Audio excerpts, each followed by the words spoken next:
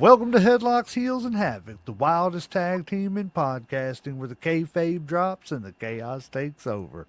Let's ring the damn bell.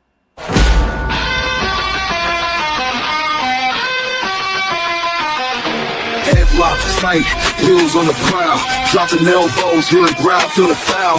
No script here, just real, no bluff. Kayfabe crack, now the dirt gets rough. Headlocks, heels, havoc in the zone. Stepping in the ring, chaos at your home. No filters, no mask, just raw pants on. Wrestling unscripted, we on the throne. Title bells, mic checks, crowd going crazy. Drop truth bombs, leaving lines feeling hazy. Beyond the kayfabe, past the charade, where legends are born and stories get made. Headlocks poppin', who's hitting the mat? Welcome to the Havoc where the real talk's at. Tune in, step through, leave the fake at the door. Headlocks, heels, Havoc, now hear the roar.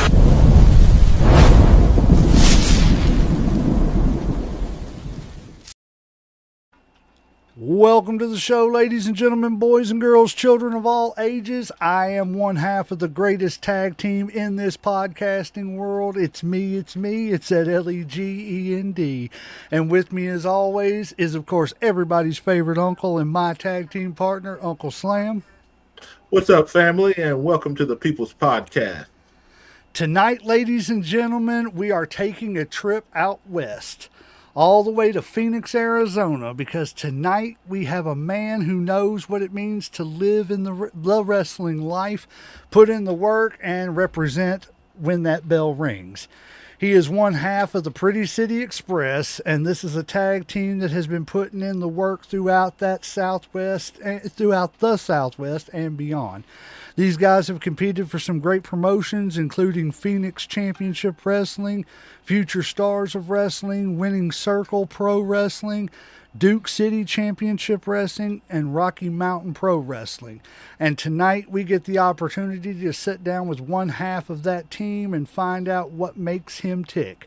We're talking about the journey, the grind, the sacrifices, the victories, the losses, the brotherhood of tag team wrestling, and what it really takes to make a name for yourself in this business. From Phoenix, Arizona to wrestling rings across this country, this man has been putting miles on the road and leaving his mark everywhere he goes. So tonight we're going to open up the book and hear the story behind the wrestler, the man behind the persona, and what the future holds for the Pretty City Express. Ladies and gentlemen, boys and girls, children of all ages, get ready because the train is pulling into the station. Christopher Landon, Anthony Streeter, one half of Pretty City Express. Welcome to Headlocks, Heels, and Havoc. What's up, guys? Thanks for having me. That's quite the intro. That's quite the intro, man. That's a lot to live up to. I hope I'm ready. Hey, we put the pressure on. You know. I love it. Bring it on, man. Let's do it. Thanks for having me, guys. I appreciate it. Not a problem. Thank you for being here. It is an absolute honor. Like I said, we're shooting for all 50 states and, continental and abroad. But yeah, we appreciate it. We appreciate you coming on. And the cool thing about it is getting to talk to people from different portions of the country. You get to see what kind of wrestling really, and I mean, yes, wrestling is wrestling for the most part when you break it down, but different regions, different things, are what people like in certain places. You go to Philadelphia and they want to see somebody getting hit with a chair. It's a different thing. So yeah, we appreciate you being here wholeheartedly. Can't wait to get into it. So yeah, I guess we'll just get started. There really ain't much else to say. So take us back to the beginning, man. How did you get started in the business and, figure out, hey, this is something I want to do? Yeah, it's kind of a long story, so I'll try to hit the cliff notes of it. Oh, no, take your time. Man, I did most of my undergrad in Nebraska, and the guys I became really close friends with were huge wrestling fans. And I was a fan when I was a kid, like a lot of people, right? I grew up in the Attitude Era, so it's hard not to know about wrestling and be a huge fan of wrestling. And these guys got me back into it. And one day, one of my buddies is like, "Hey, do you want to go to this wrestling camp with me?" And I was like, "Huh? I didn't know we were allowed to." "Yeah, what is it? Let's do it." And so for a week, him and I drove to Eldon, Missouri for the World League Wrestling annual camp with Harley Race. And so that was for a week. All we did was take bumps, learn how to roll, do warm-ups, and then watch the people who had actually like been in the business do matches and stuff, and just learned a whole bunch of things about wrestling. And then that was like, okay, this hurts so bad, and also I have to do this. I like this. This is my in. I have to do this. And so when I moved to Arizona for grad school, I looked it up. Sure enough, there's some wrestling schools out here, and I told myself, if I don't try this and I turn 40, I'm going to hate myself. So let me just try it and see what happens. And took to it, wasn't too bad at it, and so now here we are, almost 10 years later. That's awesome, man. That is awesome. You never know unless you take a chance, you know. And who better to take a chance on you than you? Exactly. You know, I mean, that's just the way it is. You gotta. Nothing's ever going to happen if you're sitting still. So yeah, that is awesome. So were you driving from out west to all the way to Missouri?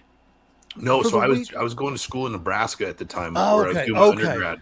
That's right. You said that. Okay. But still, from where we were at Nebraska, in central Nebraska, to this school was 7 hours in the car. Damn. So we were there for a week. We stayed in a hotel, did the whole thing. And that was like that was the closest place I knew about where we could go back and train. And that just wasn't realistic to be driving 7 hours every week when I'm trying to go to school, when I'm working, like this and that. So I had to kind of put that on hold until I ended up in Arizona. And that's where I, like you said, bet on myself. And man, like that's such a good lesson for professional wrestling, because it's such a like vulnerable sport where you're out there fighting people in your underwear in front of screaming fans. Like that's insane, right? And so talk about betting on yourself in like the craziest way possible. Well, it's crazy too. You said it, out there fighting in your underwear. I'm wondering, now that you said that, I wonder who the first guy was like, you know what? I don't feel like wearing these pants out there. I'm going to take them off. Yeah. Right. I'm more aerodynamic when I have my underwear on. Right. Yeah. Right. I don't know. Them tighty whities back in, man, they flapped a lot in the back there once they stretched out and everything. Oh my gosh. You watch some of the old stuff, like, yeah, those trunks didn't look very tight. Like there was some air getting in there for sure. Yes. Yes. You get it back in the Bruno San Martino days and stuff when there was no spandex. It was just a little bit of stretchy fabric, and hope to God it was form fitting. Yep. If it wasn't, it was dragging.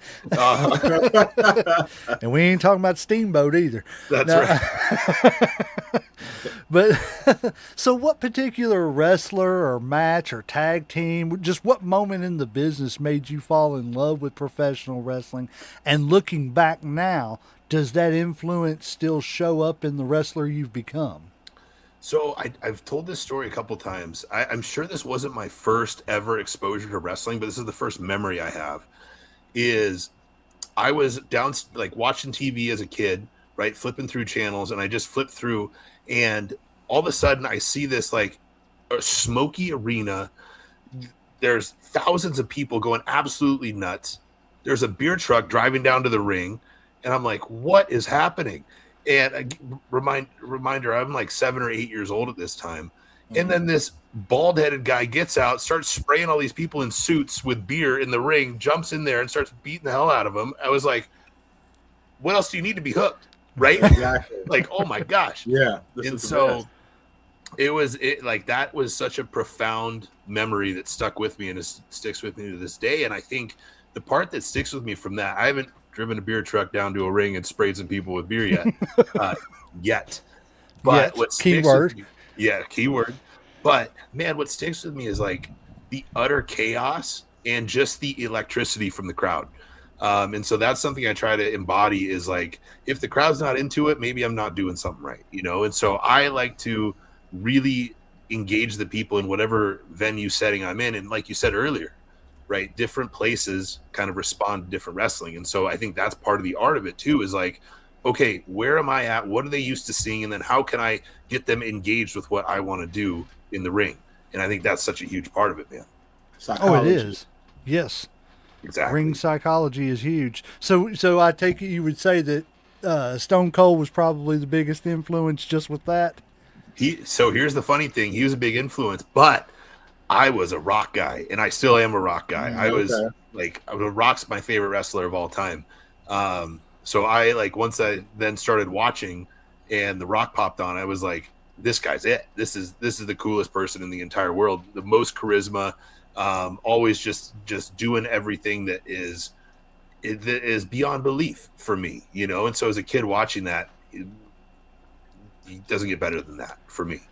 I think that's what makes wrestling so beautiful is the fact that so many different styles can make it. Because you've got that Rock and Hulk Hogan type that maybe they weren't the best ring technicians, you know. And I'm not saying Hogan can't wrestle because he went over to Japan and showed everybody he could wrestle.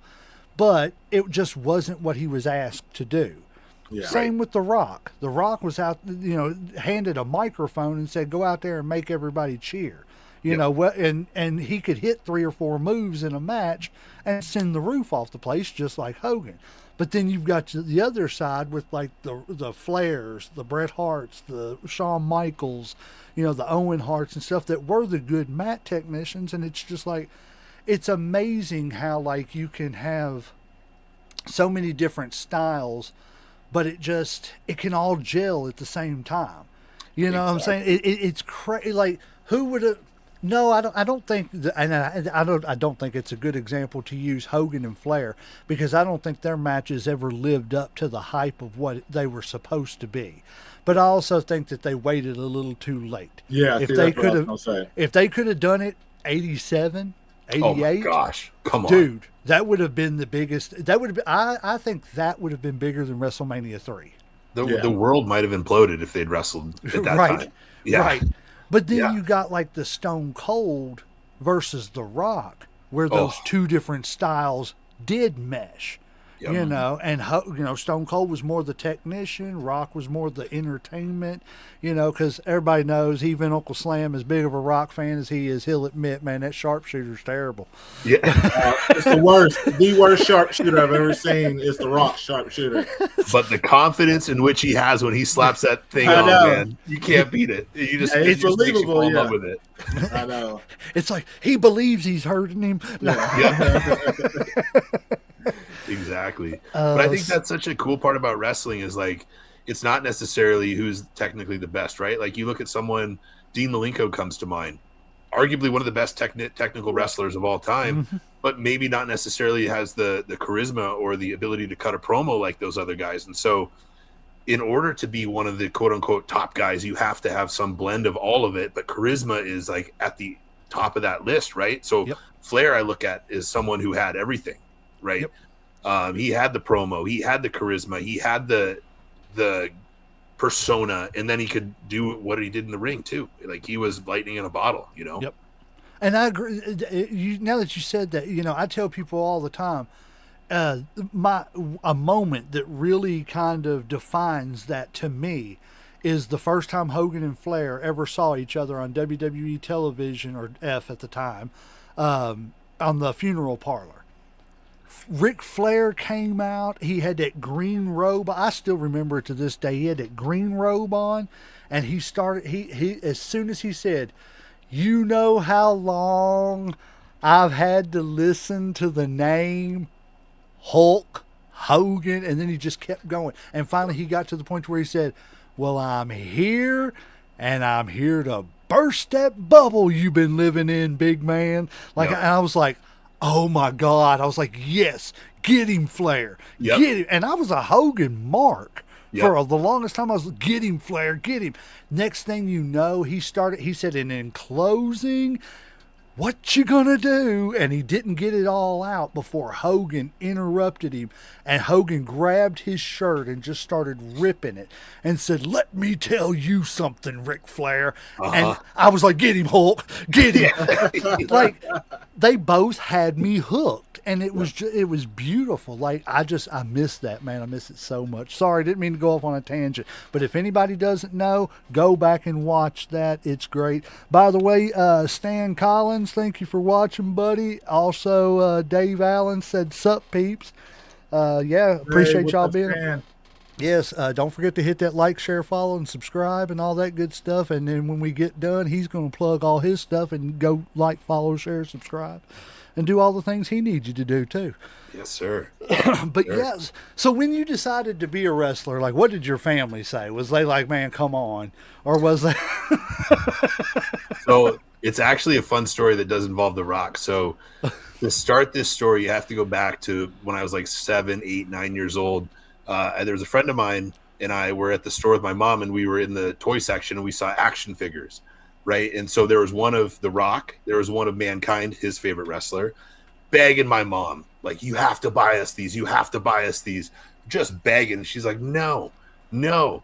And we bagged her, we wore her out all the way home, and she finally goes, all right, you guys really want these? We go, yes. She put us to work in our pasture for 4 hours to go buy two $6 action figures. Okay.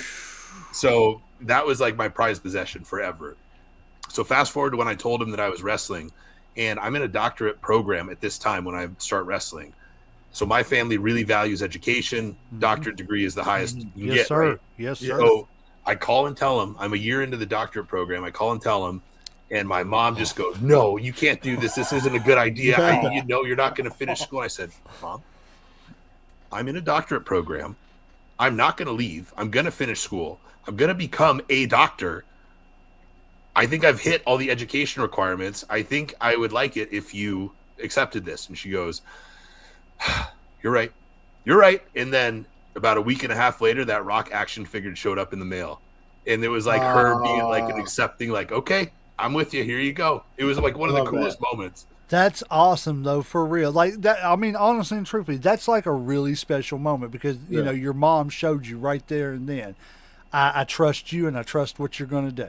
Yeah, you know what I'm saying. I've thought about it. You did the blueprint. Every mainstream rock or Stone Cold or anybody would tell you, go get a college education first. Yep. And then become a professional wrestler, do the training. Exactly. That way you got that fallback, and you did just that. That's awesome, man. Sorry, go ahead.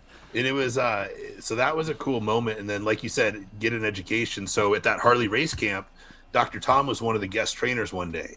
And so I went up to him and I was like, hey, man, this is like my second day ever in wrestling. Like, do you have any advice for me? And he goes, well, what are you doing? Like, what do you do outside of here? And I was like, well, I'm in school right now. I'm doing undergrad. I want to go be a psychologist. And he goes, get yourself a degree. Yeah. Finish school and then try this. And so Devin and I, my tag team partner, we went to train with Dr. Tom about a year and a half ago. We went over there for about a week and hung out with him and trained and got to know him pretty well. And it was cool. Like this was probably over 10 years later since I went to that camp. And I told him, like, you probably don't remember this, but you told me to finish my education and then pursue wrestling. And so I just wanted to tell you I'm a doctor now. And he was like, I don't know if you know Dr. Tom. He's just the coolest dude of all time. But he goes, that's pretty good, man. That's pretty good. That's pretty good stuff. One of the heavenly bodies. Yep, exactly. If I'm not mistaken, he's the one who started the inspiration for the Stone Cold character. Maybe. Because if I'm not mistaken, it was him and Stone Cold were riding down the road because Stone Cold had just got to the WWE and was doing the Ringmaster, and he looked at Stone Cold and he said, what's so stunning about Steve? And Stone Cold was like, man, he's right. He's like, I ain't exactly the best looking guy in the world or nothing like that. He said, I got this long, stringy blonde hair. I'm going bald, blah, blah, blah. So he was like, it's crazy. But no, speaking of Tom Pritchard, at the Corbin Arena, I don't know if you're interested, man, check it out. I believe they're going to have it on YouTube. But Appalachian Mountain Wrestling, they're one of the biggest independents here in Kentucky. They're holding a huge show, and as a matter of fact, about 20 minutes ago, they announced another WWE guy, or former WWE guy, that's coming to that show, and it's basically going to be their WrestleMania. Oh, nice. They've got FTR coming. They've got the Good Brothers, Carlito, bunch of great talent, plus a bunch of the best indie talent here in Kentucky there is to offer. We love indie wrestling now. What is it? Marty Clay. Marty Clay, yeah, he's really good. I think he's been talking to WWE a little bit. He's been on WWE TV a little bit and everything too. So yeah, check him out. That's a plug for you all, AMW, and of course EWA, our home promotion. They gave us our footing. But yeah, that's enough about them. We're here to talk about you. So what's the biggest difference between the way you like imagined professional wrestling would be before you got into the business and kind of the reality that hit you once you got in it and was like, oh, okay, this is it? I think two things come to mind instantly. Number one, I alluded to it earlier, but it hurts to be a professional wrestler. It hurts like crazy. Like I wrestle a pretty safe style, and I'm like constantly working on my body and healing this, healing that. When one thing heals up, something else goes that you gotta kind of be mindful of. And so I will never forget that first bump I took at Harley Race's school, man. That like felt like I got hit with a sledgehammer. And from then on, it's just like, okay, this is the coolest thing and my favorite thing of all time. And also, it freaking hurts, man. So there's that. And then the other thing that really sticks out is I think people talk about it, but until you really live it, I think you get a different respect for it. But man, the miles on the road, all the time away from home, all the time in airports, all the time in the car, and just all that extra stress you have to deal with on the road. And I think Christian said this one time. He goes, man, I would wrestle for free, but I get paid the big bucks for all the travel, the airports, the cars, the hotels. Like that's what I get paid for. And that's like, that quote stuck with me because it's like, holy crap, that's spot on, man. All that stuff, because you're working so hard, you're traveling all over the place, late nights, early mornings, and then you might be in the ring for 5 minutes, you might be in the ring for 20 minutes, and then you're in the car for 8 hours, you're in the airport flying for 8 hours, whatever. Right? That's where the tough part comes in that I think people talk about, but until you really experience that, you don't have the respect for it that maybe it deserves. See, True. I agree with that so much because I tell people all the time, me and my stepbrother, we used to have all kinds of matches. I've never been trained, but I consider myself a safe worker. Yeah. Because I beat the snot out of my stepbrother all the time, and he never walked away with one injury. He's like 40 something, still got use of all his fingers and toes and everything. Yep. So he's good, and I'm telling you, I connected with a sweet chin or two. But safe but snug. Right. That's it. But yeah, and I agree, because like just doing that, and making up your own matches as a kid, and I'm sure Uncle Slam's done it too and everything. Oh yeah, I got a brother. Yeah, it's so much fun. Oh, especially if you could get like a bunch of friends in the neighborhood and put a little league together and everything, do your own little thing. People were doing that left and right, especially if you was a wrestling fan and had a trampoline and you weren't doing it, what was wrong with you? But yeah, like I would do it for free. Yep. Because I love doing it then. Why wouldn't I be in front of 20,000 people wanting to do it, or 200 people doing it and everybody cheering and yelling? So yeah, I can see where that would be, what hooks you and everything big time. Yep. I never thought about it that way. Yep. 100%. Uncle Slam, you got any questions? I'm sorry. Oh yeah. I got a couple real quick because we were talking earlier, and also like we just had a tournament talking about the greatest like heavyweight champion in the world. Yep. And like you talked about, like charisma, like being one of the things that makes a great champ. What other qualities do you think makes a great world champion, and who would you consider the greatest world champ? Ooh, I like that, man. I think so. I'm gonna start this by saying I'm a little biased when it comes to this. I grew up in the Attitude Era, and so that was like my idea of what a professional wrestler should be is like larger than life. Okay. Right. So I'm gonna say like someone who has the big physique and can also like move and be agile in the ring, but like looks like not like someone you'd see bagging groceries, not like someone you'd see working at a bank or something. Someone who's just like, you look and you do the double take, like, what is that? I'm getting Reacher vibes here. Right, exactly. Like Alan Richardson's huge, man. I think he's like 250. Yes. But that sort of thing, that's one of the things I look for in that. And then the charisma, And I think you have to be the total package with charisma. You have to have the look. You have to be able to talk. You have to be able to then back it up in the ring, because when you're a top guy, you got to be able to do the 25, 30 plus minute matches and keep people entertained from start to finish. Yes. From the time you walk out of that curtain, people have to you have to have that, this is going to be cliche, but that it factor, right? Like make people want to look at you. And so I think there's a lot that goes into it. And that's, please don't mistake me that I don't think anyone else should be the champion. That's just like my criteria and my preferences with like a true world champion, what I look for. Yeah. Right. You got you got to be able to do a little of all of it. You know, sell tickets. You know, put the old cliche. Can you put asses in seats? Yep. Yeah.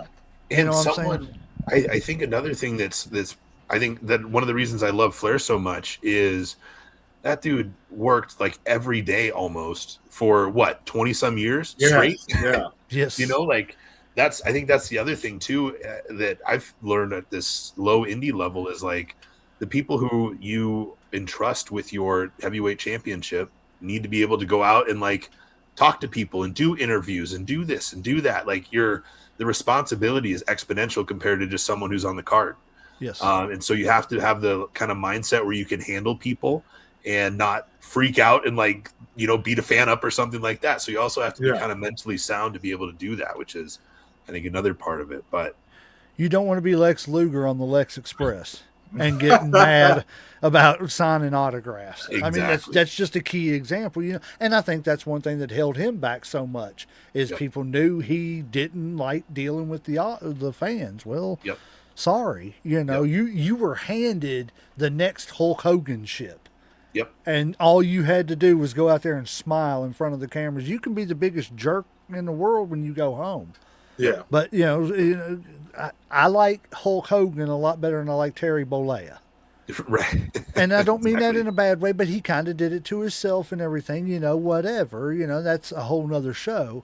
But, you know, that's just the way I look at it. Like you said, you got to be out there, be able to go out there and, you know, draw those fans in, whether they're cheering or booing. Yep. Because, like, look at Cena. He's a perfect example of that more recently, right? Like, all the Make-A-Wishes he did, all the talk shows he's done. Oh, yeah. Like, all the media he does is just, like, insane. And to be able to not burn out and do that, I think takes a lot of talent and just mental fortitude, right? So, those are some things I look for. But, man, for me, my favorite and I think the best world champion is Flair, right? I just, like, him going 60 minutes every night, you know, 6 days a week. For that long, and the way he made so many people feel and so many people hate him is incredible for that long, while really doing the same match, you know, a version of the same match over and over and over again.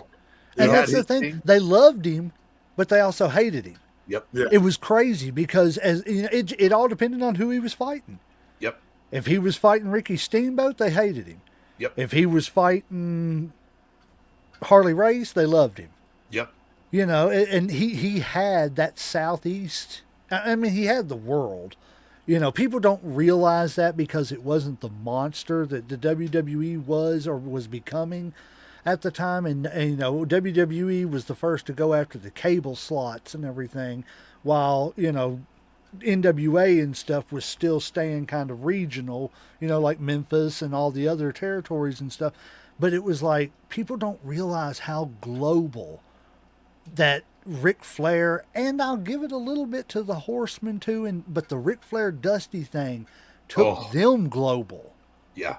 You know, and then the Horsemen just added on to it because they were the ones that were keeping Dusty from getting over. You know, it was just, it was great. People, go back and do your history, people. I'm telling you, it's all there. Everything the WWE done, other people were doing too. I promise you, it's there.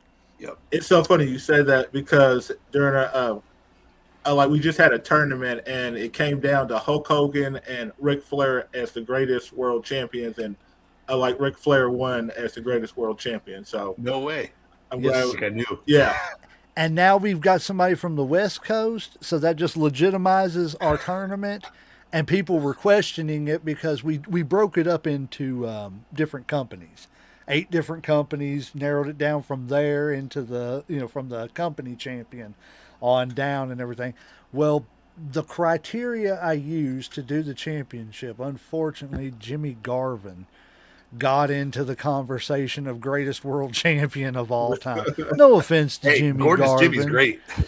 Yes, but I don't know about. I was like, look, guys, I'm sorry. Okay, I was like, I apologize. They were like, man, I don't know about this tournament now. Yeah.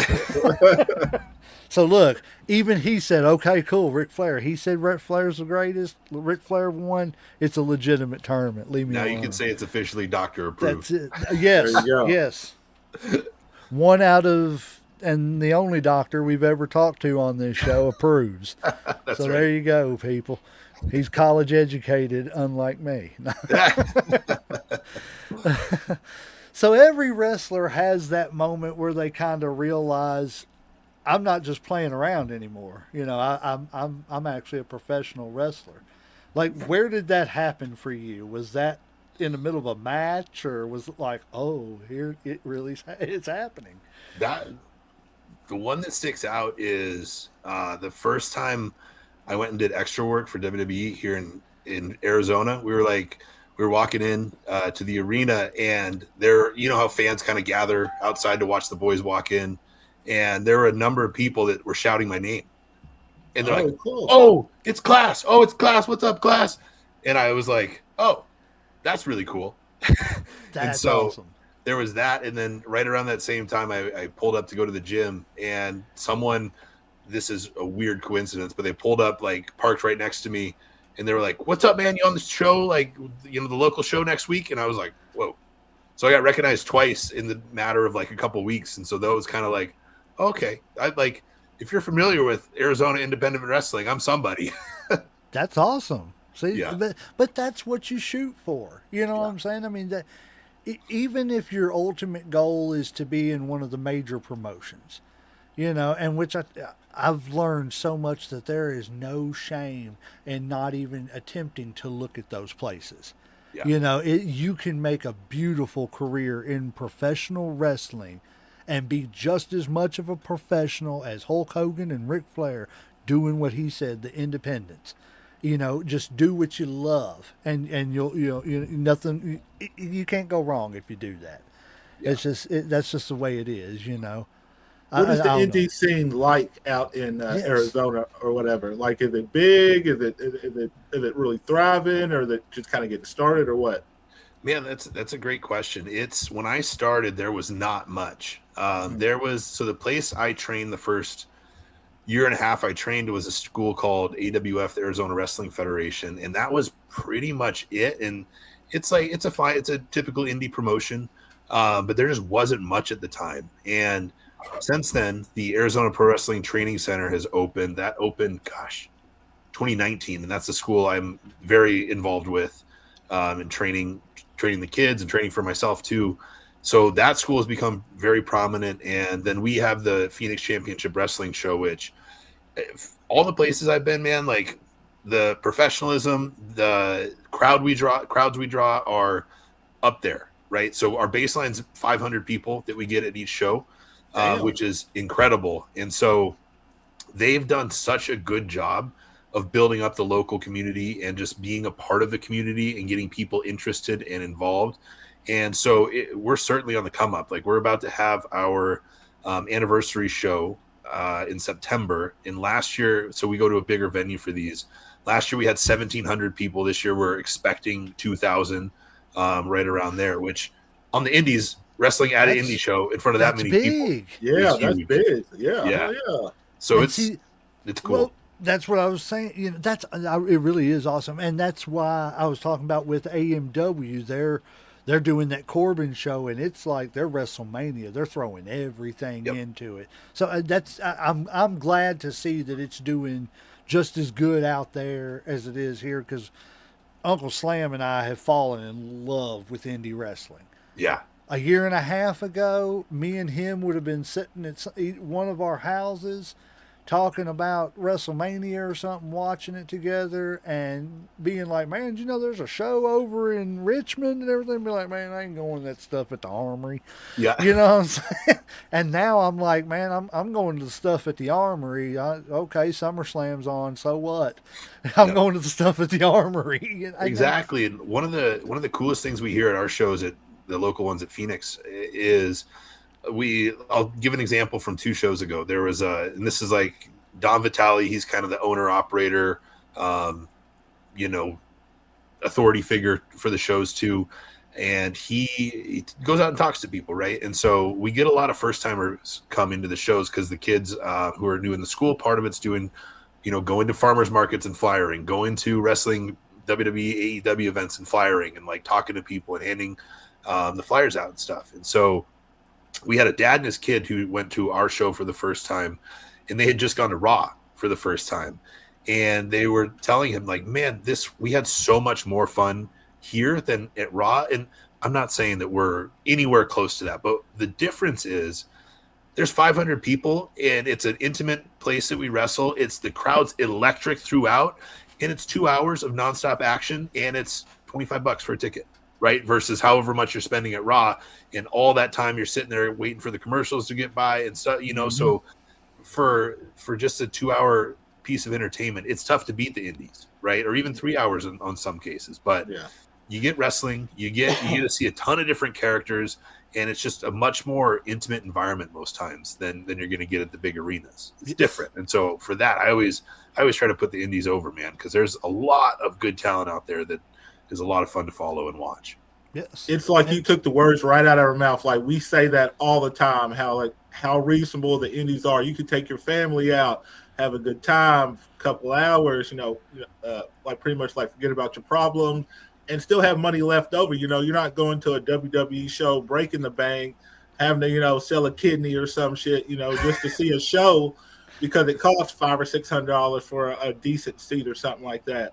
And then, 100%. you know, and then especially nowadays, you know, times are a little tough right now. You know, like money doesn't go as far, and you know, everybody's looking for a good value. And like you said, just be able to get close. You know, it's more intimate.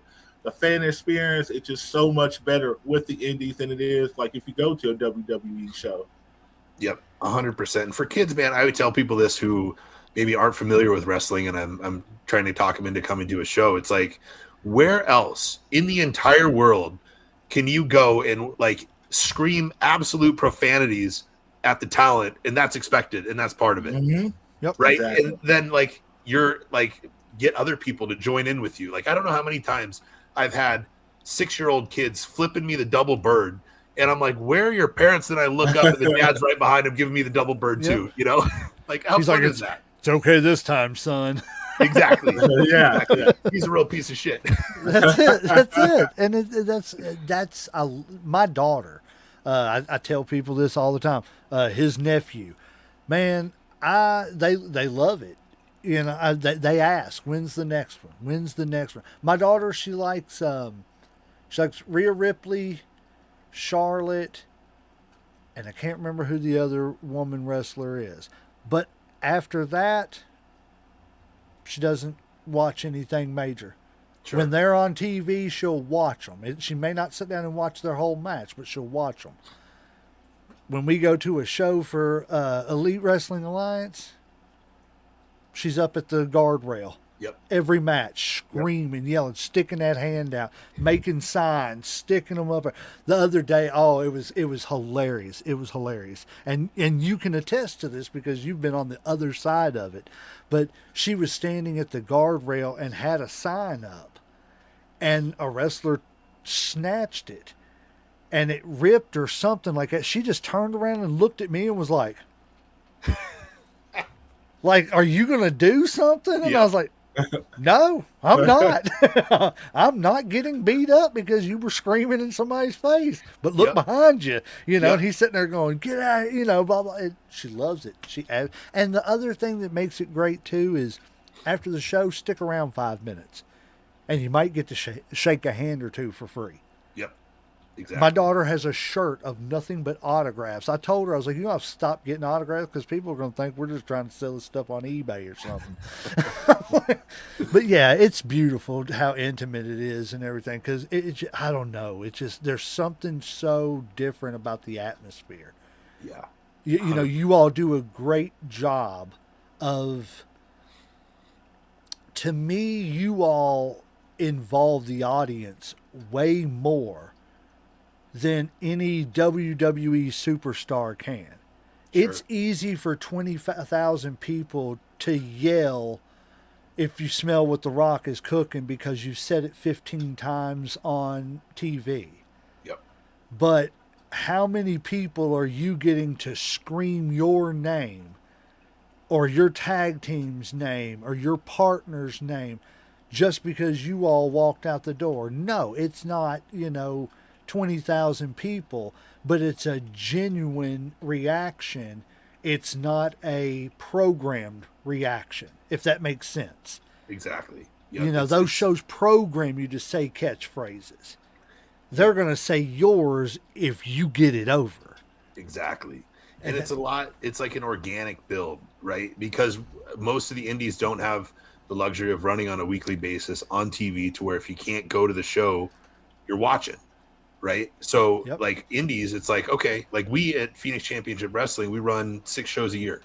So there's so much time to forget what happened on the last show. But then when you're getting over with the crowd, they remember you because they remember how you made them feel the last time, right? But that takes time to build that. But then when you got it, at Yes. that local spot. But it is a lot different than streamlining the same catchphrase 100 times on TV.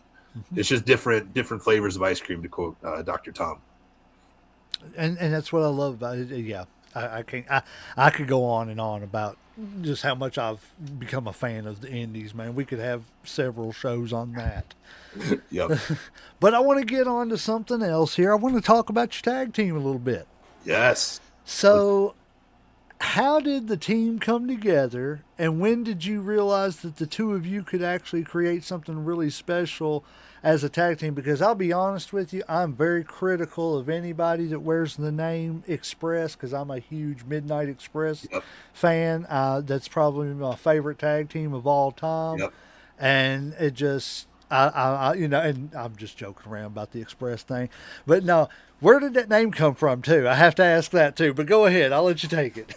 Yeah, so this is it's a fun story when Devin and I are on a podcast together. But so I had been in the business for I don't know 4 or 5 years at the time, and he started training at the Arizona Pro Wrestling Training Center, and we started developing a relationship. Like I started bringing him on the road with me and stuff, and we just became friends. Like there was one night I drove to a show in Fresno, California. So from here it's 10 hours, and I brought him with me, and I was so impressed by him because when I was coming up and I was riding with the vets in the car, I was racking my brain at all costs to think of everything I could ask them to learn as much as I possibly could about wrestling. And so I would sit there in the car and be pissed at myself when I was out of questions. And I was like Googling stuff and like just asking terrible questions just to ask something and keep the conversation going. So like in my head, that's how you do it. If you really want to do something with wrestling, you have to learn everything there is to learn. And so Yes. I've been bringing people on the road at that point for quite a while. And he was the first person. So on that first time I took him to Fresno, I drove, 5 hours on the way home. It's 3 a.m. at this point. We still have another 5 hours to go. And he hops in the front. And he's like, let me take over when you need it. And I was like, cool. And he just started asking me questions. And we talked nonstop for the next 5 hours all the way home. And he asked me every question he could think of. And I was like, okay, cool. He like really wants it. This is awesome. And so from then our relationship kind of continued and in building and stuff. And then in 2022, I had to take about a year off. I had to get shoulder surgery. And at that time, he was then starting to travel a little bit more. And so in my absence, all the promoters are like, you know who you remind me of? You remind me a lot of Class, right? And so, and he, in his mind, like, again, it's great when we tell it together, but he's like, oh no, I think they're going to want to put us together. Class is on this great singles run. He's going to be pissed that he's in a tag team now. And so all these different promotions are like, yeah, when Class is back, we're going to put you guys together and see how that goes. And so I come back. We are from our first match. It was like, okay, yep, there's something here. And then it just kind of took off from there. But with the Pretty City Express name, so I live in Scottsdale, which is like fancy, very ritzy, upscale area in Phoenix. So it's like the nicest place to live in Phoenix. And so a nickname for Scottsdale is the Pretty City because vanity is a huge, huge part of Scottsdale. Okay. Everyone is in shape. Everyone's tan. Everyone looks good. Everyone has like the Botox and the feel like everyone's beautiful here. Oh, And I'm so gonna stand out like a sore thumb, man. you'd be a celebrity here. You'd be a throwback. Like, who is that? Get him out of here. There's a lot So of desert, buddy. You better get out of town.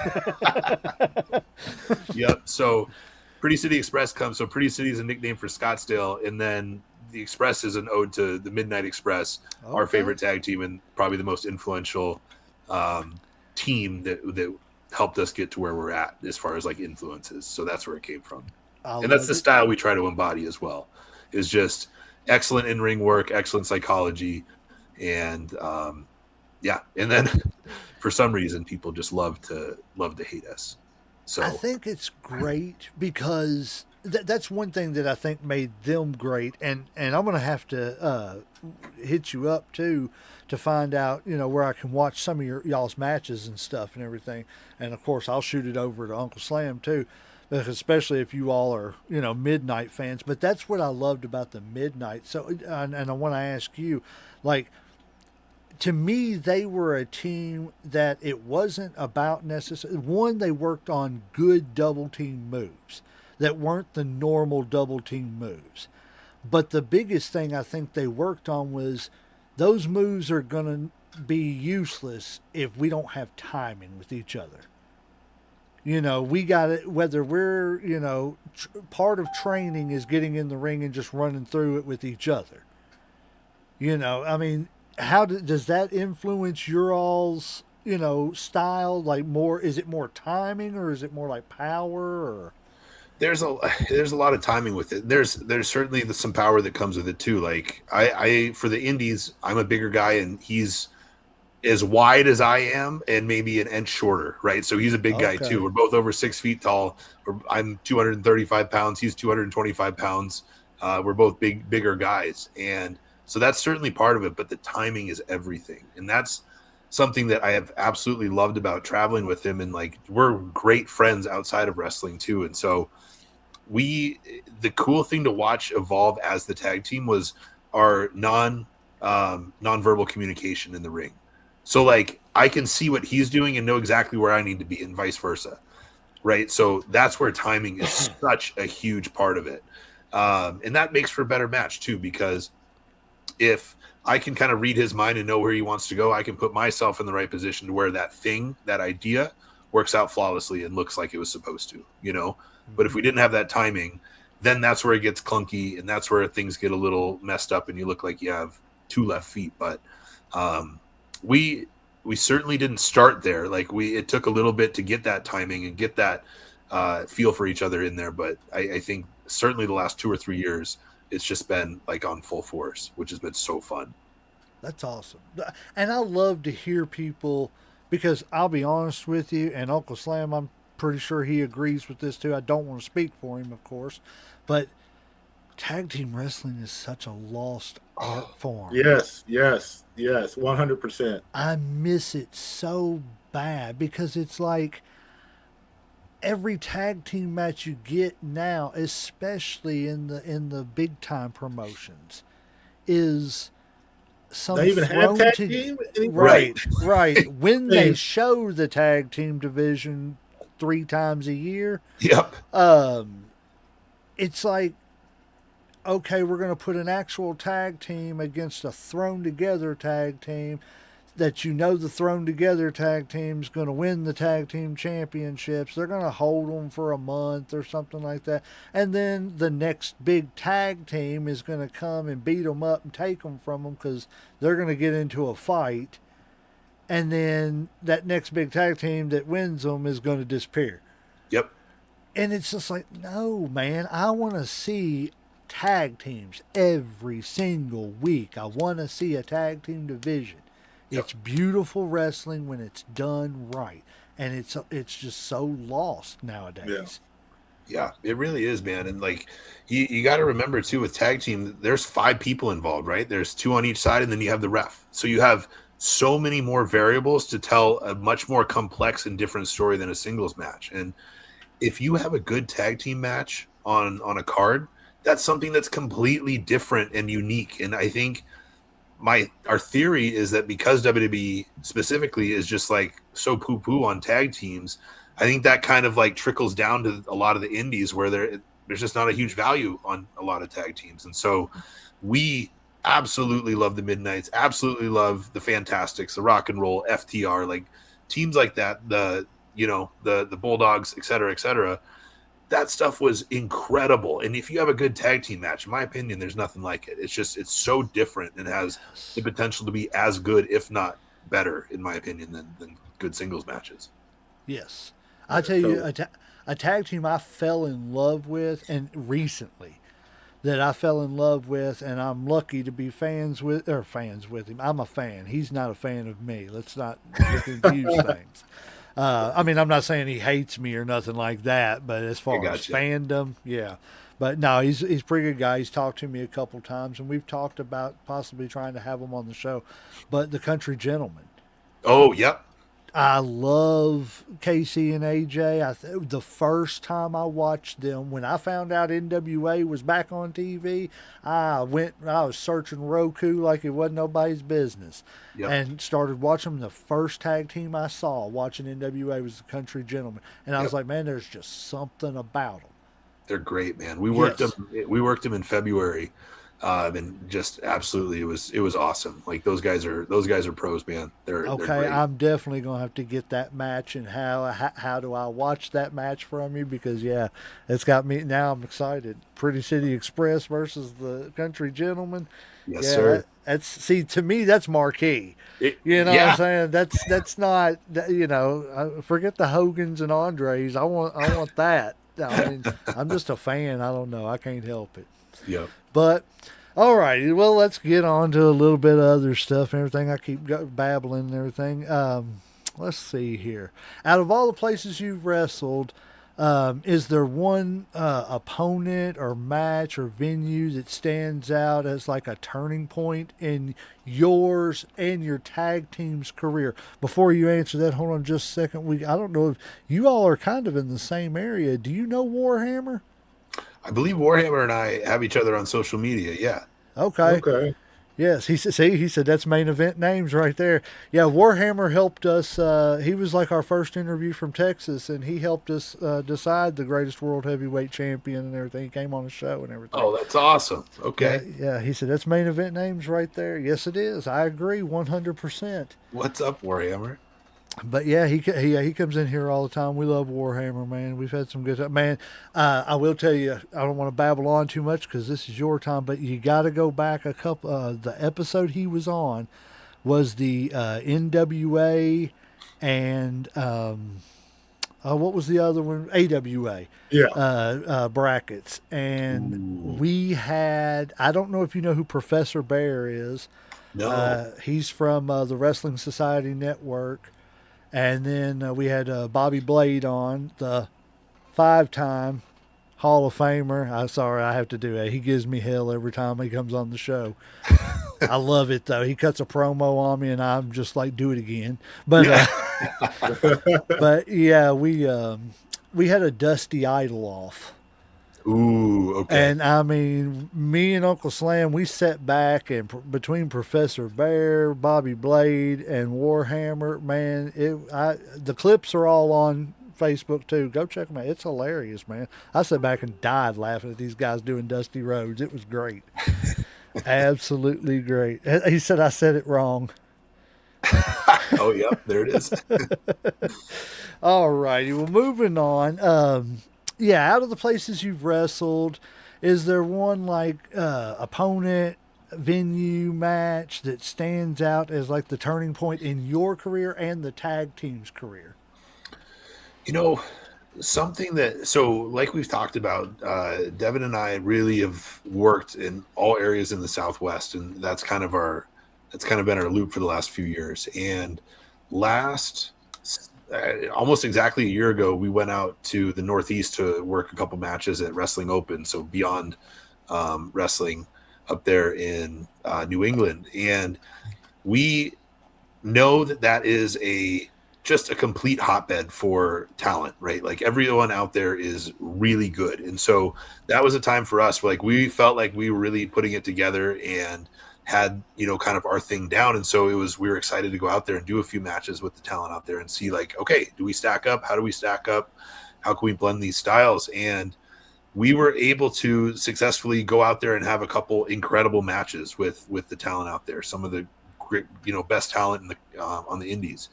And so that was a time it was like, okay, we're doing well in this area, but like, how well are you outside of this? That was kind of always the question that was floating over our head. And so, man, going out there really just like helped us with confidence and going, okay, we're on the right track with things and we have a good ability to kind of blend different styles with what we want to do and make it make sense inside the ring. And so, like the first night we did Wrestle Open runs every Monday and Thursday.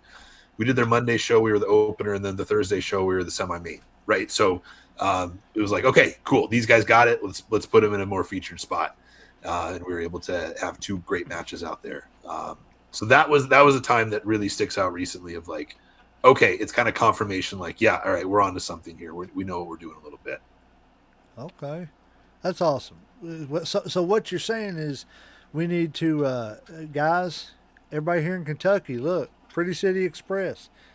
Yeah, you bring them on to Kentucky, man. We'll go watch them and everything. Yeah, let's do it. Let's do it. Yes, for real. Yes, we'd love to see you come here. Well, I was going to say too, I'm planning here on next couple of years. I'm going to take a road trip out to Tombstone, Arizona, because of the fact that I'm a huge fan of the movie. I love Val Kilmer.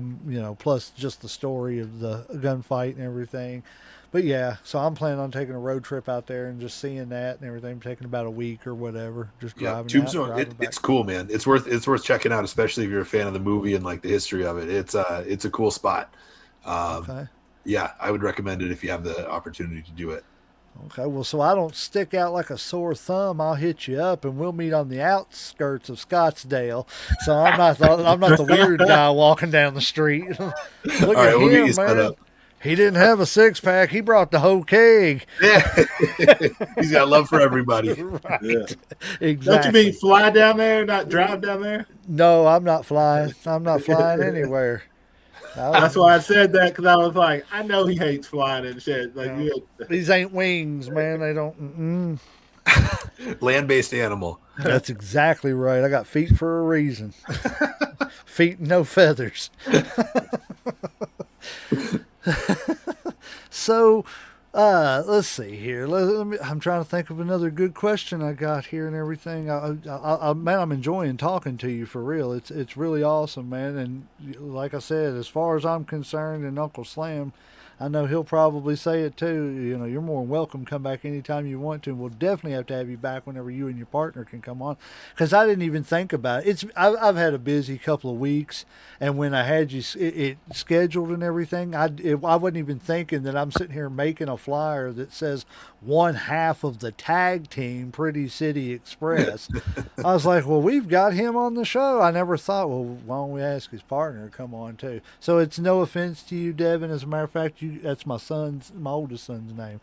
So see, there you go. We got to have you back and everything. We'll I got a couple questions if you if you need a chance to kind of think legend. Yeah, go ahead.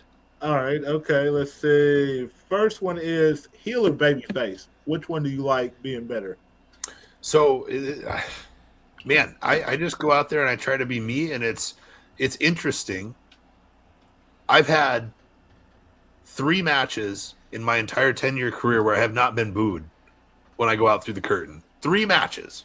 I know exactly. I was once in Mexico, and then twice at the last 2 times at Duke City.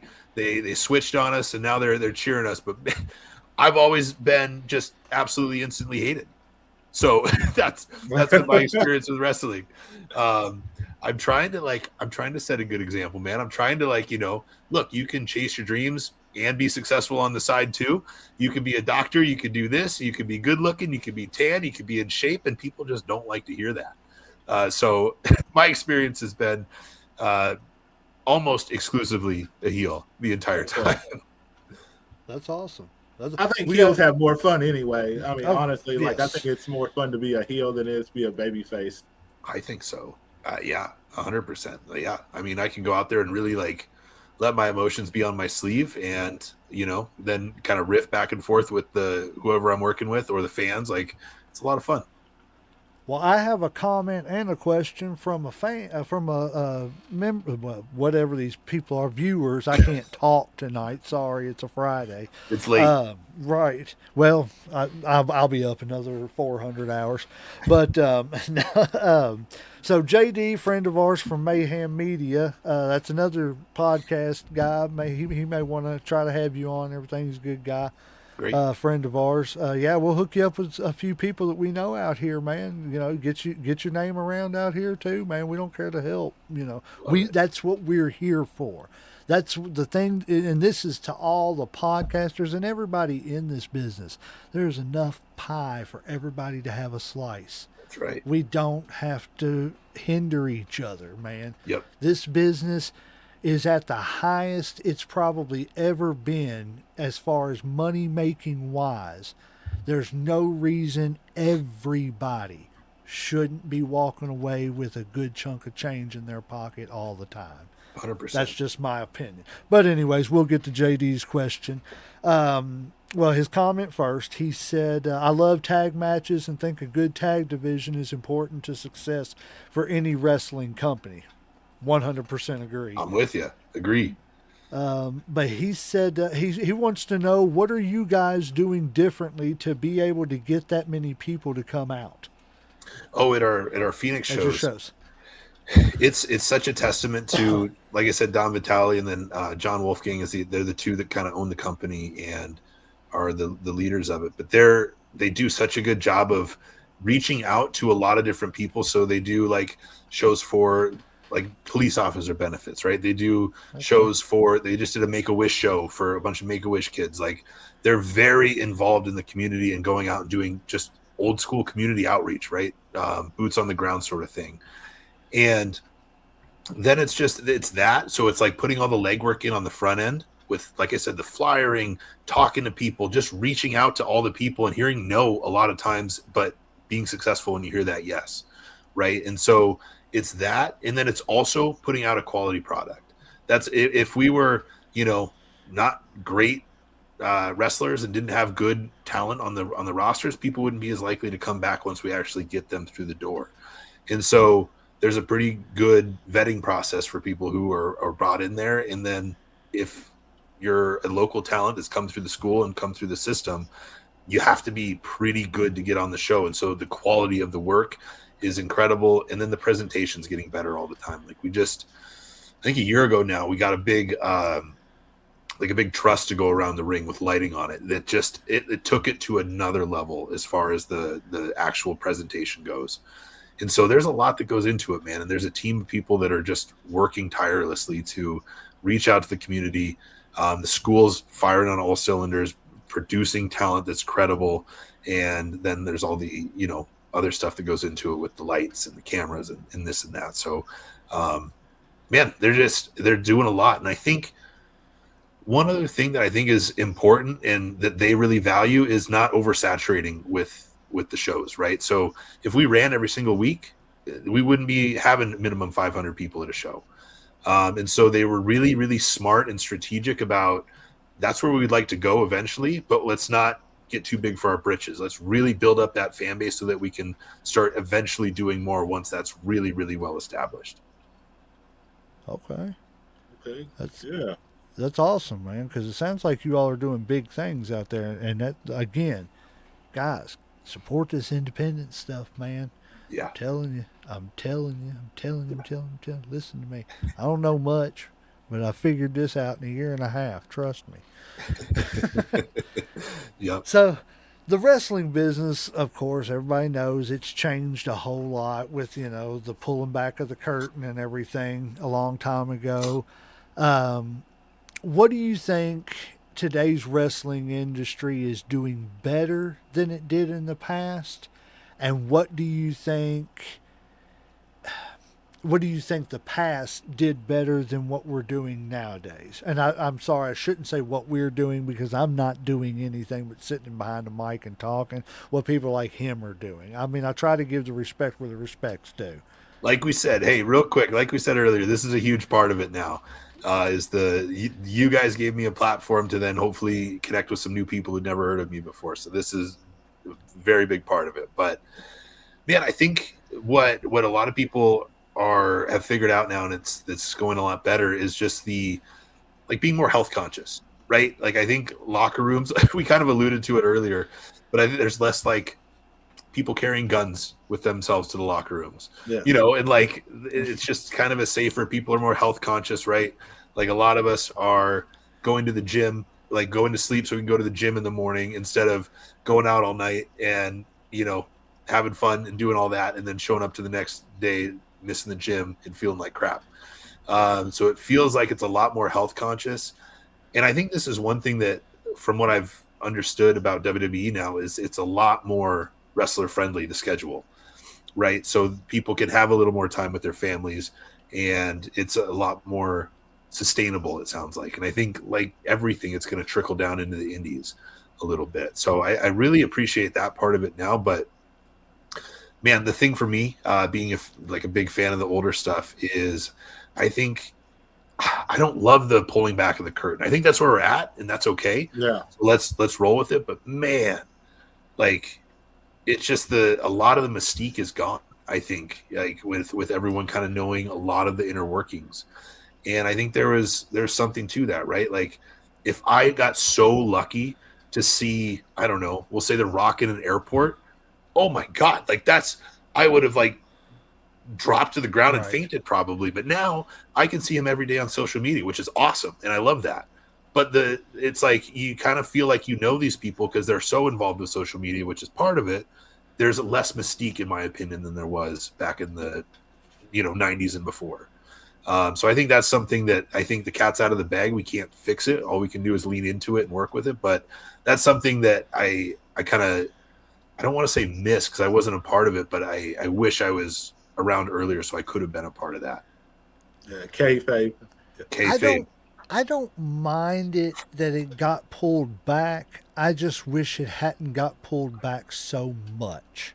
Yeah.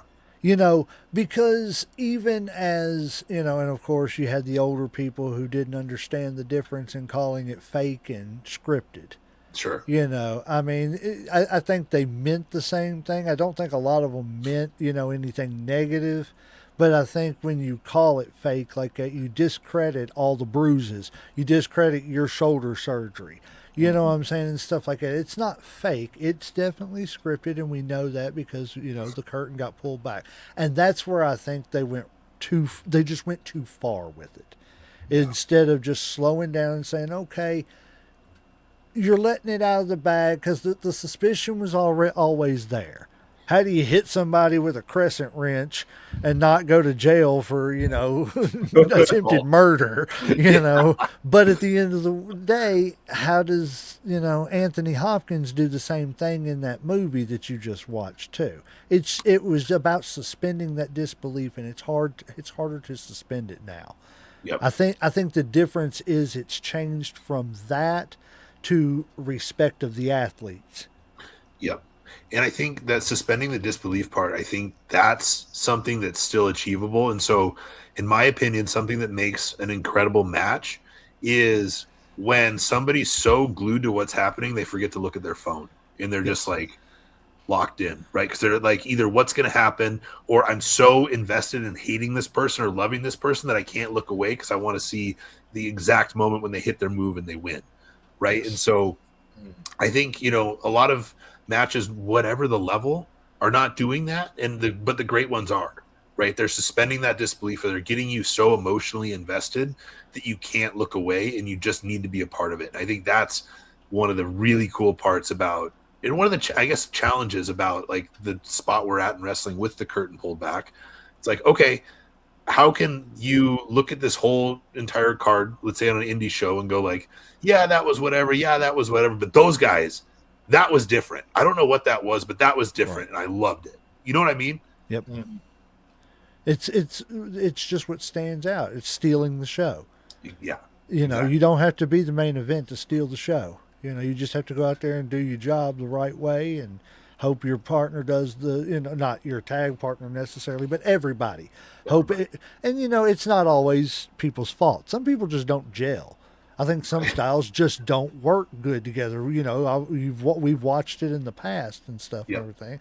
But, you know, that doesn't mean that it's bad, that either one is bad. It just doesn't work with each other. For sure. Flair Hogan. For sure. For some reason, it just didn't work the way we thought it was going to. It wasn't the blockbuster. Let me catch up on some of these comments, and then we'll start winding down a little bit with you. I don't want to keep you all night long. But like I said, I appreciate you coming. And, I mean, I'm not saying we got to get out of here. We'll talk until we just kind of cut it. But I ain't got but a few more questions for you. So I figure we catch up on this. But, again, I appreciate you coming, man. We've loved talking to you. I've loved talking to you. Yeah, I've loved learning about out there. We will definitely set you up with some people. Well, I was looking on Facebook. You're friends with a few people that we know. Of course, it's probably social media type stuff, some of it, but you're friends with Professor Bear. I don't know if you know who that is. And then Wes Barker, the prospector. Yep. Yeah. I met Wes when we were at NWA earlier this year, and he's great, man. We hit it off, and we've been communicating back and forth a little bit since. So yeah, Wes is awesome. Yeah, I love Wes Death. Every time we see him at the show, man. And see, that's another thing, you know, he plays such a good bad guy. But every time he's at the show, man, he shakes my hand and says, "Hey, how you doing?" You know, blah blah blah, and it feels welcoming. You know, and that's. Again, I'm not, as far as this goes, I'm not going to speak for Uncle Slam. He can tell everybody his own experience. But for me, to grow up as a kid, it's an honor to me to have any of you all who are doing this thing that I wished I could have done to tell me that I'm a part of you all. Yeah. You know what I'm saying? And that's just like, wow. You know, it's a dream come true. Yeah.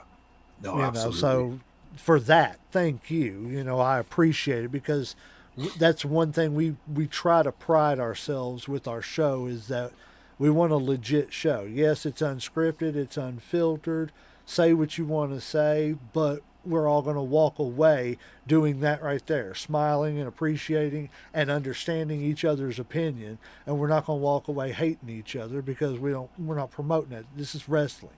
Yes, sir. This is something that can bring people together that normally would not be standing in a crowd yelling and screaming for the same guy. Yep. You know, and it's no offense, how many preppy kids and how many goth kids were sitting in a Raw crowd screaming and yelling for Stone Cold together or The Rock. You know what I'm saying? But outside that place, they wouldn't have said two words to each other. Yep.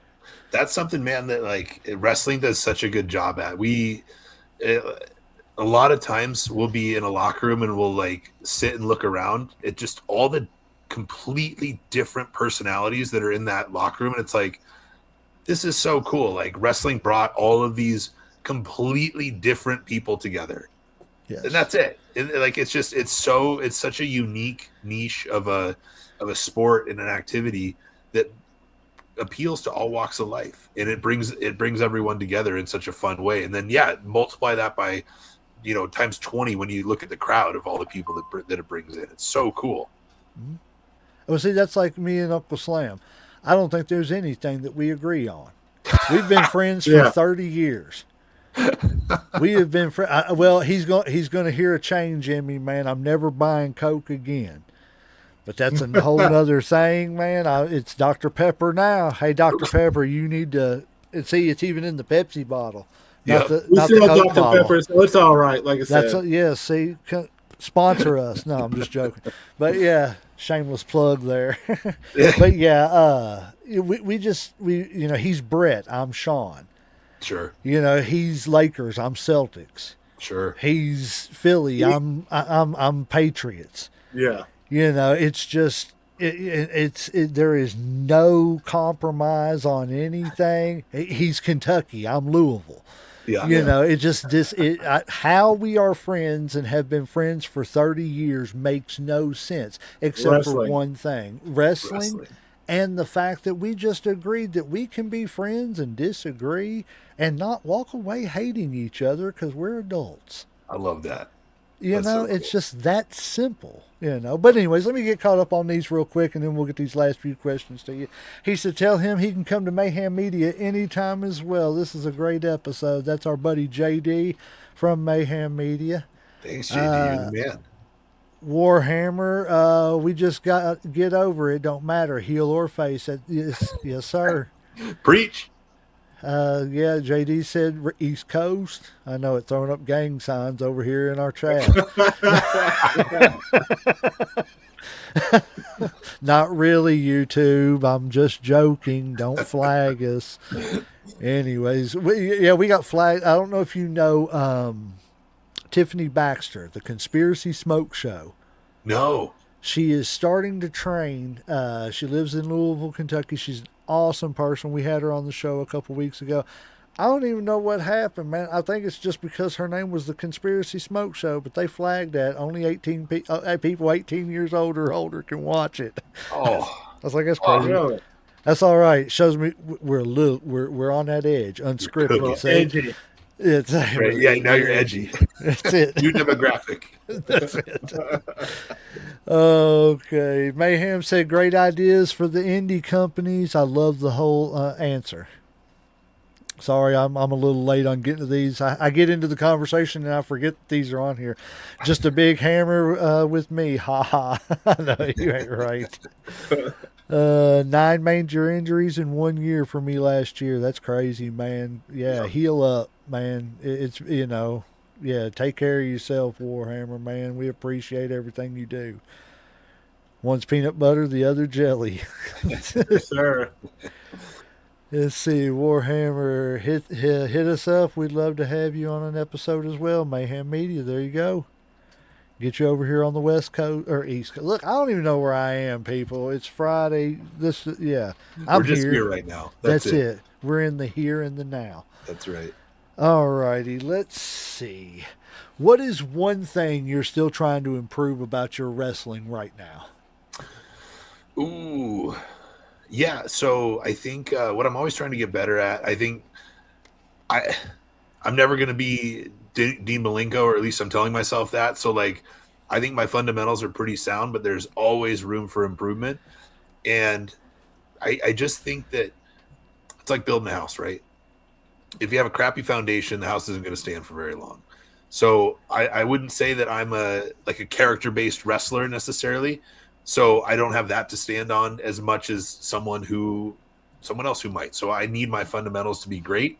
And so that's something I'm always working on. That's a big part of like what I do when I go to training is just footwork and making sure everything's good there.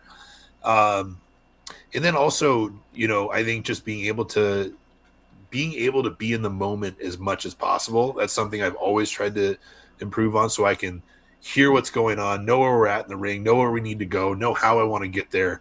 And all this is happening mentally in a matter of seconds, and be able to react in the moment like that. I think that muscle is always worth training and getting better. So those are a couple things that I really try to focus on when I go to training and when I'm doing matches. Because it's such a big part of it. Like those in-betweens, man, it's everything. Yes. I agree 100%. And see, that's me. That's like I reflect on this match a lot and everything, because you were talking about the footwork and everything.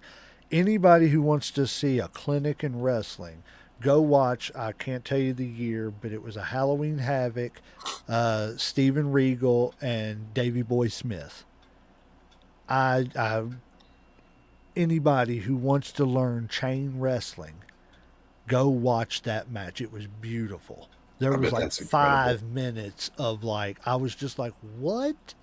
was like, what just happened right Yeah. there? You know, I was like, how did they switch and get, you know, bam? And it was like 4 or 5 times in a row they switched and had each other in the same move. And it was all the way around the ring. And I was like, what in the world is just happened? Yep. You know, I seen it, but what happened? Yeah. There's if these were probably like 10 years ago, but there was 2 matches from NXT takeovers. It was American Alpha against the Revival, so FTR, right? And they had they're 2 of my favorite matches of all tag team matches of all time, and really matches of all time. Man, you watch those, they didn't do anything crazy, they didn't do anything that's like impossible for anyone to do, but the fundamentals, the footwork, the in-betweens, everything is so absolutely crisp. And so like that's how you make those little basic things that we learn early on in a wrestling training mean something and look spectacular, because the footwork is there, the movements are tight and locked in, and that, like, to me is everything. That's the foundation I was talking about, right? Like those guys, American Alpha was pretty new at that point, but they were able to have these incredible matches because their fundamentals were sound, and they were working with guys who are right now absolutely the best tag team in the world. So it, like, that's the stuff I'm talking about. It's just like making sure everything's tight and locked in, and it's so fun to watch. I think it's like NXT Takeover Dallas, and then maybe the other one's Brooklyn. I don't remember which year, but go watch those 2 matches if you like tag team wrestling. They're absolutely incredible. Okay. See, I liked American Alpha. And Yeah. I'm so glad Chad Gable's finally getting his flowers, man. know. Chad Gable's a beast, man. He Yeah. is, and I hate comparing people like this, but you always see the reflection of some people in people. Yep. And I see that reflection of a smaller, and I won't use the poor man. I hate that term because Yeah. nobody is anybody's poor man. They're their own man. If we're talking about them, they've done something. Yep. You know, but you see the reflection of the style, and he is as close as we've ever seen. He is the Kobe to Michael of Kurt Angle.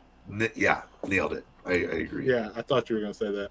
And, Me too. and that's the best way I can describe it. And there's other people like that too, you know. But it's just, and I don't think that's derogatory or anything. Like I feel like Dolph Ziggler is the Kobe to Shawn Michaels is Michael. You know, it just, that's the way it is. It's just but it's beautiful, and it's, they can be their own person too. I don't know. It bugs me when people use the thing poor man. Nobody's poor man. Yeah. Well, let's see. Mayhem said, "Love it, Warhammer." Yeah, we'll have to hook you up with the Mayhem Media. Yeah. All righty. So I'm going to ask you this last question, and then I'm going to do a little rapid fire with you real quick, and then I'm going to turn it over to Uncle Sam. He usually has a couple questions and everything. Like I said, we usually try to keep everybody about an hour and a half if we can, if it's a good conversation and everything. We don't like to cut anything short, let it flow. Cool. So we appreciate you being here and everything, but we also don't want to keep you all night. It's a Friday night, and it's Scottsdale, Arizona. I'd be out doing something if I'm just telling you. I mean, not in this body. Start doing a little bit of this more. Life of the party. Little of this more instead of Yeah. a little of this more. Yeah, there you go. There you go. Work on that. Yeah. That's it. But yeah, if you could pick, and this is no offense to your tag team partner because you guys are doing, you know, wonderful, but we're going fantasy booking. Okay. If you could pick any tag team from wrestling history to step into the ring with the Pretty City Express, who would you choose and why? And kind of the B to that is, if you didn't have your tag team partner that you have, and you could pluck anybody out of time to be a tag team partner with, who would it be? Ooh, I like the B. Okay. So my dream tag team match would be the Pretty City Express against the Fantastics. Okay. I like, everyone knows the Midnights and the Rock and Rolls. The Rock and Rolls are, you know, top tag team of all time. For me, when I go back, I like watching the Fantastics a little bit more than the Rock and Roll Express. It's just a personal preference. I love the Rock and Roll Express, but man, I for some reason, Bobby Fulton and Tommy Rogers just, and they're so fun to watch. I just love the dynamic. I love the strut. I pop every time for the strut. It's incredible. So I think Pretty City Express against the Fantastics would be a dream match, and especially because we've always been bad guys and people just hate us. So I would say the Midnights, but sticking with I think what would be a good dynamic. I think us versus the Fantastics would be great. We just became friends on our Facebook page with Mr. Fulton. Oh, that's awesome! Let's go. Yes, it's great. It is awesome. Like I messaged him. If he wants to come on, I would love it, or at least discuss it. But hey, at least I'm friends. I'm not gonna say he's friends with him too. It's just it's crazy that we get to be friends, and talk to people like that. Sorry, go ahead with your B.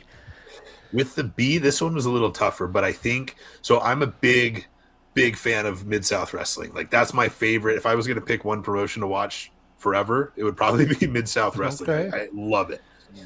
So one of the things that I think a lot of people don't know about, one of the teams that a lot of people don't know about is the Rat Pack, right? Mm-hmm. So you had Ted DiBiase, you had it was Jim Duggan, right? I think, and then they brought in, who was the other? They brought in a third. Oh, it was Matt Bourne. He became part of it too for a little bit. Their stuff is so good. So if I had to pick anyone, I would pick Ted DiBiase in his Mid-South early 80s era to be a tag team partner with. I think we would absolutely have to run out of town with our tail between our legs getting chased by a mob if him and I were teaming together. That's a good pick. Yes, I would have never went there, man, but I like that pick. Because people forget he wasn't always the $1 million man. He's so fun to watch in that era when he's Ted DiBiase. His stuff is crisp. Man, what a connection. Everything looked great. He's a big guy too, that although in the Mid-South, they landed the Giants, right? So he doesn't look like he's big, but man, he's huge. And like all that stuff he was doing there, whether it was with the Rat Pack or otherwise, was awesome. Like he was deceivingly big, like Barry Windham. There you go. Yep, exactly. Yep. You didn't realize how big he really was just because he wasn't a body guy. Yes. You know what I'm saying? But he was big. I love Mid-South. I love it. See, this guy's great, guys. If you're watching this podcast and you got a podcast, hit him and his partner up. I'm telling you. Pretty City Express.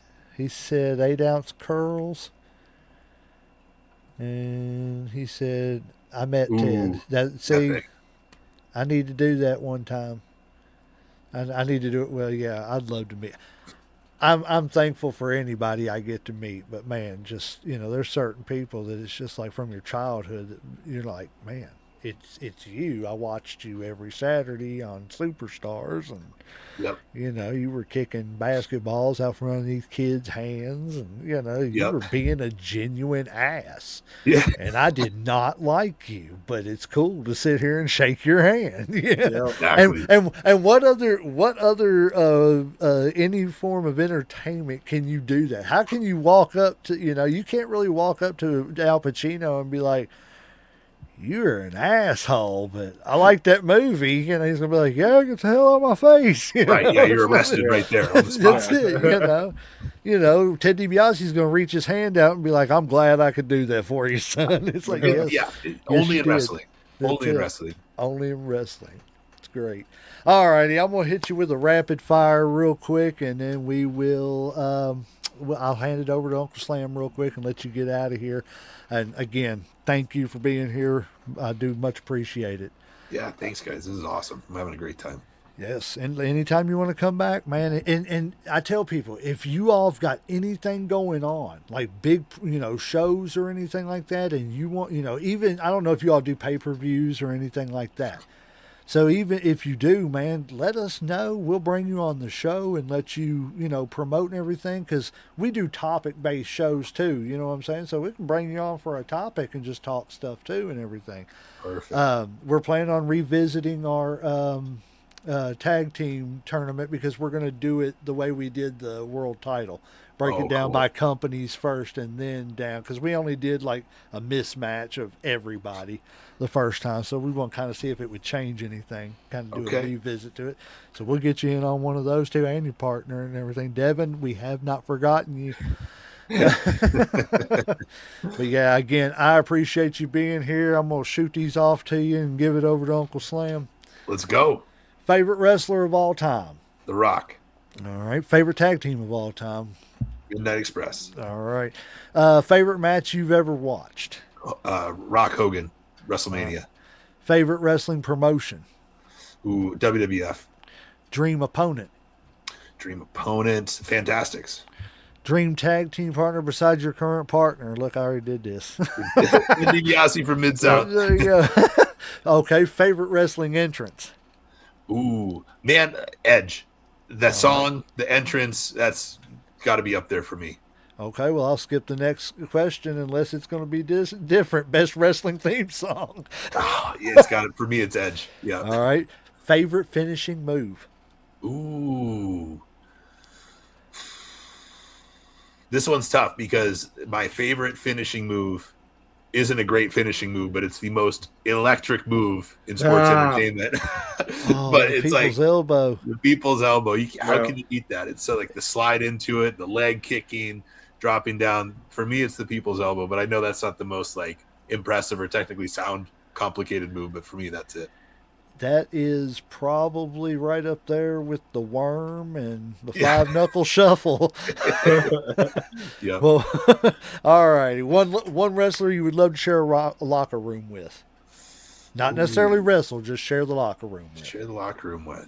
I got to go Flair, man. I know he's still like bopping around and doing his thing. I'd love to say Flair. One wrestler you would not want to fight in a parking lot. Oh, Harley Race. Definitely. Yeah. We hear that a lot. Yeah, I bet. Favorite city to wrestle in? Ooh. I've had a lot of fun in Denver. They have a couple venues at Rocky Mountain Pro that are awesome, that are very rowdy, very fun, crowds on top of you. Denver is the first one that comes to mind that I'd always look forward to. All righty. Favorite road trip snack? Ooh, this is a good one. So, favorite road trip snack, I do for carbs, I do the popcorners. They're clean, they're pretty healthy. There's 3 ingredients, a good source of carb, and then for protein, the Core Power protein shakes, and then you got to have an energy drink in there. So my favorite right now are the Gorilla Mines. All righty. Who controls the music on the road? Whoever's driving. Okay, fair. Who is more likely to get lost on the way to a show? Devin. You would say the same thing. Who talks more, Christopher or Devin? Devin. All right. Who's more likely to start an argument in the locker room? Devin. Favorite cheat meal after a match? Ooh. Him and I were just talking about this today, actually. My favorite cheat meal is like pizza, but the issue with pizza is it takes my body like a week to recover from eating a pizza. So I'm bloated, my skin breaks out. The most efficient cheat meal for me is getting a bigger plate from Panda Express. I'm recovered, I'm looking normal the next day, and it's satiating enough to where I'm happy about it. So I'm going to go Panda Express, bigger plate, orange chicken, Beijing beef, the noodles, and probably honey sesame chicken. Okay, why am I getting something to eat after the show? Yeah. And orange chicken's good too, man. I know love it. orange chicken. So good. So if you weren't a professional wrestler, what would you be doing? Well, I'd probably just be a psychologist. What I'm also doing on the side. Easy answer. All right. One word to describe Pretty City Express. Goats. One word to describe yourself. Incredible. Biggest dream you haven't accomplished yet. Wrestling and being signed for WWE. If you could wrestle one match tomorrow against anyone in the wrestling history, who is it? Is this singles or tag? Do both. Okay, so tag, Fantastics. Singles, The Rock. Christopher Landon, Anthony Steeler, 3 words, go. Three words. 3 words to describe yourself. Ooh, beautiful, cunning, and intelligent. Uncle Slam, he's yours. All right, all right. Some good questions there, man. I really like that. Yeah, that's fun. All right. First question is, how do you balance wrestling and having a regular life?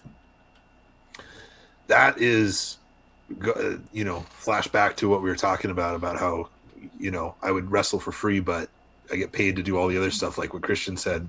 That's it, man. It's tough. This is something where if you want to be successful, even to the level that I've been successful, which self-admittedly, like, I'm not where I want to be. And also I feel like for what I've done, I've been successful at it. Mm-hmm.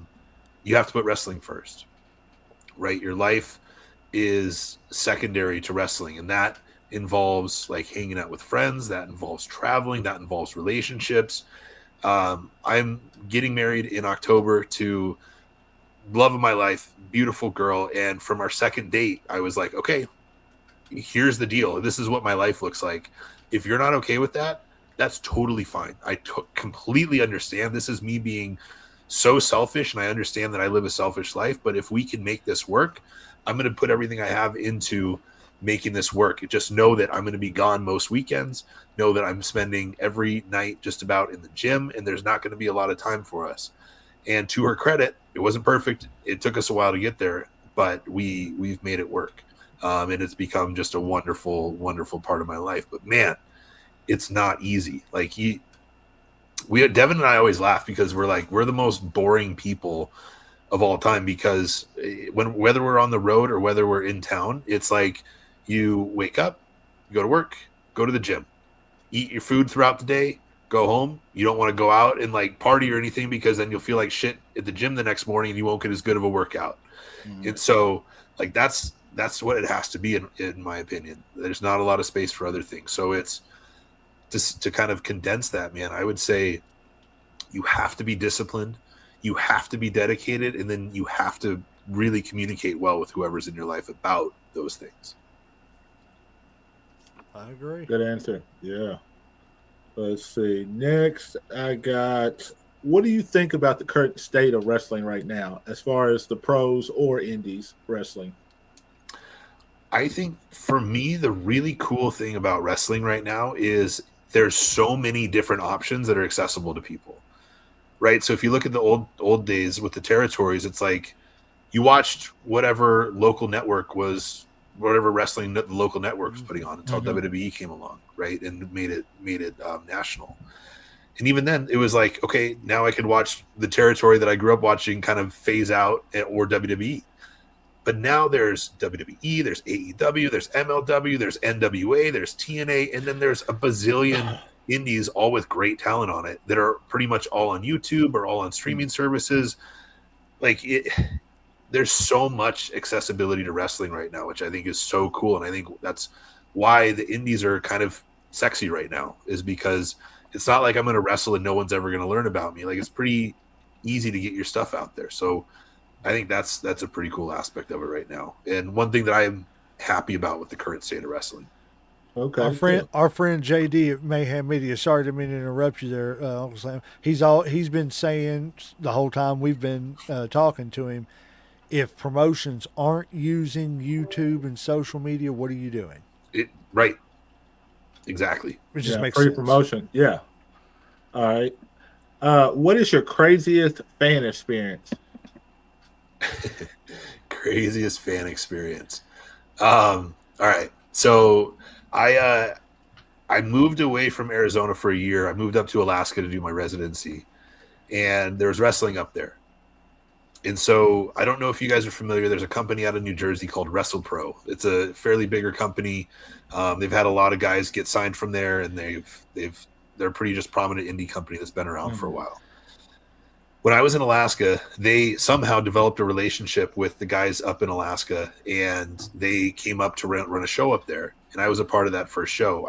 I wrestled Hornswoggle on that show, actually. Oh, that's awesome. Yeah, which was great. And it was in this Sullivan Arena, which is a huge arena in Anchorage where I was living, it was great. But I was earlier on in the card, and I had a bunch of friends that came. And so one of my buddies was sitting up in the bleachers, and so I wrestled my match. I went up and sat with him for the rest of the show, and we're kind of away from people. And this this mom and her like 5-year-old kid came over, and she was like, "Oh my gosh, that's so and so. Like he was on the show." And she goes, "Hey, sorry to bother you. Can you take a picture with my son?" And I went, "No." And she was like, "Excuse me?" And I said, "Okay, give me $10 and I'll take a picture." And she's like, "I'm not doing that." And I said, "Well, get the fuck out of here then. I don't have time for you. Leave. I'm with my friend. Go away." And she just like went into obliterating the absolute living hell out of me. And my friend, mind you, I'm up there doing my residency. He's a future psychologist, so like a professional person going like, "What is happening?" And I remember explaining to him, I was like, "Look, my job on this show is to be a bad guy. You heard how excited everyone in this place was for Hornswoggle, right? And so if this person sees me do that, and then they see me up there and I'm actually a nice guy, that just jobs my credibility out." Yeah, so kills kayfabe.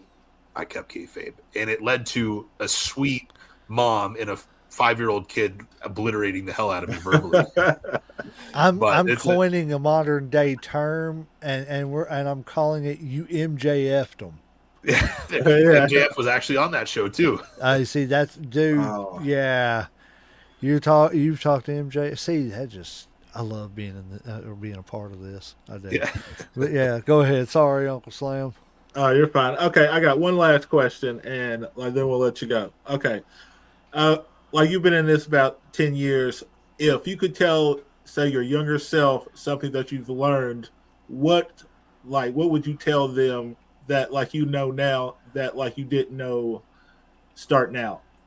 Like words of advice or wisdom. Yeah, I think it's kind of not that specific, but I would say I would tell myself to be more fearless and more confident from the get-go. Like I think confidence, like we talked about earlier, is such a huge part of it, right? Like Rock putting that sharpshooter on. We all know it looks like shit, but the confidence with which he puts it on makes it incredible. And so I think for a while it was just like this, like being a wrestler was something I always wanted to do. And so like, okay, I started training. I had my first match in 4 months. So 6-7 months into me starting wrestling, I'm on matches and I'm like, how did this happen? Like I shouldn't be here. Like that imposter syndrome creeps in. But I think having that mindset and just being kind of like in my head a little bit probably held me back from maybe being more aggressive and advancing more and reaching out to more promotions and traveling a little bit more and doing some of those things. I think that's something that held me back. So I would say to myself, man, like put yourself out there. You're going to be good. It's okay. And the worst people are going to say is no, or this needs to get better. That needs to get better. You'll be okay. And so one thing that when I'm helping the kids out at the school, one thing I really try to drive home is like, you cannot be afraid to fail. You're going to fail so many times in this business. Mm-hmm. You're going to try something new in training and your trainers are going to go, that was the stupidest thing I've ever seen. Never do that again. And then you're going to be okay. And then you're going to go forward with it. And so I think getting away from that fear of failure is something, and having the confidence to just try new things and flush it if it didn't work, but then keep it if it did work. Cause that's how you get better. Like with a podcast, guys, like, okay, if you guys are doing your thing, but then the podcast over here is doing their thing and they're doing something really cool. Oh shoot. All right. They're kind of getting some steam with this. How can we be more creative on this side to then elevate ours a little bit more, you know? And like just competition breeds excellence. And so I think like me putting myself out there more, being more aggressive with some of that stuff, then would have just made me better overall. And so I think that's the biggest thing that I would have communicated to myself back then. Okay, cool. Well, that's the last question I got, Legend. Well, what is it that Eric Bischoff said? Confident? Oh no, he said controversy creates cash.